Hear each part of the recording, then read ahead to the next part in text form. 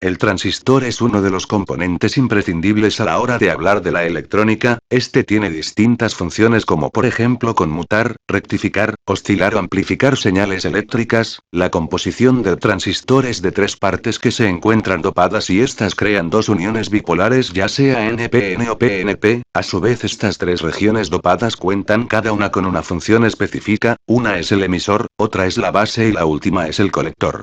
El emisor es el que se encargará de emitir los portadores son los que llevan en sí cargas eléctricas, el colector es el que recibe estas cargas y la base es la que controla el flujo de las cargas entre el emisor y el colector. Por lo tanto, para que exista un flujo de cargas es necesario que la base reciba una señal para dejar pasar la corriente entre el emisor y el colector. Esto, si lo queremos ver de otra manera, podremos imaginarlo como una tubería de tres vías. El colector tendrá agua pero su flujo se verá interrumpido y no podrá llegar al emisor. Este es uno de los tres estados de un transistor y es llamado encorte. Para que el agua comience a fluir será necesario que una señal abra la compuerta y deje pasar el líquido. Esta es la función que realizará la base. Esta, por medio de más agua, mandará una señal a la compuerta principal para que, dependiendo de la cantidad de agua, será la apertura de la compuerta y este estado es nombrado como conducción o en activo. Finalmente, cuando el agua que sale de la base es la máxima posible, la puerta que impide el paso del agua del colector estará completamente abierta, dejando pasar toda el agua, tanto la del colector como la de la base, llegando al estado de saturación. Adicionalmente, la función de la base, que es de abrir la compuerta, pero también puede tener la función de cerrarla dependiendo del transistor y la carga que se le aplique. En el caso del transistor NPN, la base deberá recibir una señal positiva, la cual siempre tendrá la función de abrir el paso de la carga entre el emisor y el colector, y en el PNP será necesaria una señal negativa para que la base funcione cerrando la compuerta e impidiendo el movimiento de la carga.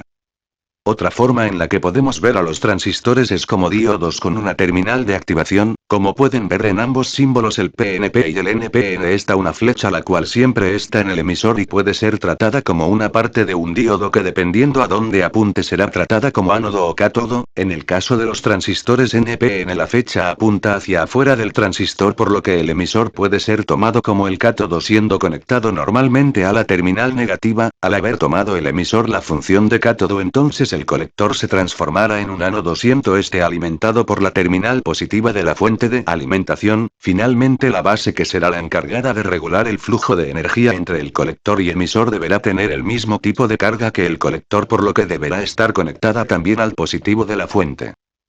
Ahora, en el caso del transistor tipo PNP, la flecha del emisor apunta hacia el mismo, por lo que el emisor tomará el papel del ánodo, teniendo que ser energizado de manera positiva. El colector será el cátodo y tanto él como la base tendrán que ser conectados al lado negativo de la fuente de voltaje. Finalmente, para comprobar el funcionamiento de un transistor utilizaremos estos dos circuitos, los cuales tienen la función de switch. El primero estará apagado y encenderá hasta que se le aplique una señal positiva en la base, y el segundo estará encendido desde el inicio hasta que se le aplique la señal positiva a la base. Para esto necesitaremos los siguientes componentes, que son un protoboard, una fuente de energía, un LED de color azul, dos resistencias de 1 kΩ y un transistor NPN2N2222. Para el circuito donde el LED inicia apagado hasta que se le manda la señal positiva, que es el siguiente, el primer paso es el de colocar el transistor. Dependiendo del fabricante será la forma del transistor y su configuración. Para saber esta información será necesario buscar y consultar la hoja de datos en Internet. Para este circuito utilizaremos esta configuración de las terminales. La terminal izquierda será el colector, la terminal central la base y la terminal derecha será el emisor. El siguiente paso es el de conectar el emisor del transistor con el ánodo del LED. Ahora, con un cable conectaremos el cátodo del LED a la terminal negativa de la fuente. Después conectaremos la resistencia al transistor. Un lado de la resistencia irá al colector del transistor y el otro lado irá a la terminal positiva de la fuente. A continuación conectaremos una resistencia a la base del transistor, que es la terminal central. Finalmente conectaremos la fuente de voltaje al protoboard y mediante un cable que irá conectado a la resistencia de la base mandaremos la señal al transistor.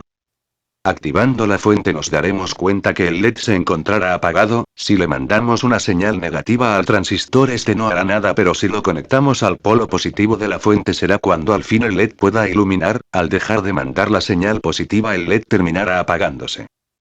La comprobación del circuito donde el LED inicia encendido, el cual es el siguiente, es similar al anterior pero con unos pequeños cambios. Ambas resistencias seguirán en el mismo lugar pero el LED y el emisor tendrán cambios. Primero que nada, el emisor será conectado directamente al polo negativo, de igual manera el cátodo también será conectado al polo negativo, y finalmente el ánodo irá conectado al colector del transistor.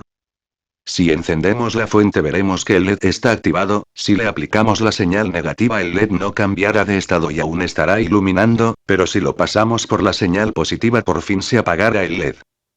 Como es un transistor NPN el que se está utilizando, este abrirá la compuerta hasta que se le aplique una señal positiva. En el primer circuito el LED está energizado del lado del emisor, pero como el flujo estará cortado porque no existe una señal de la base, este no encenderá hasta que conectemos la base a la señal positiva, dejando pasar la energía del colector hacia el emisor. En el caso del segundo circuito el LED está energizado del lado del colector, el cual ya tiene energía, la cual se podría decir que se encuentra estancada por la falta de activación de la base, teniendo como resultado que el LED ya esté encendido. Sin embargo, cuando la señal positiva es mandada a la base y ésta termine abriendo la compuerta, la energía se moverá del emisor al colector apagando el LED, debido a que la corriente siempre buscará el camino con menor resistencia para fluir, siendo este del emisor al colector, dejando de pasar por el LED, lo cual terminará por apagarlo. Espero que este vídeo les haya gustado y servido. Los estaré leyendo en los comentarios. Saludos y adiós.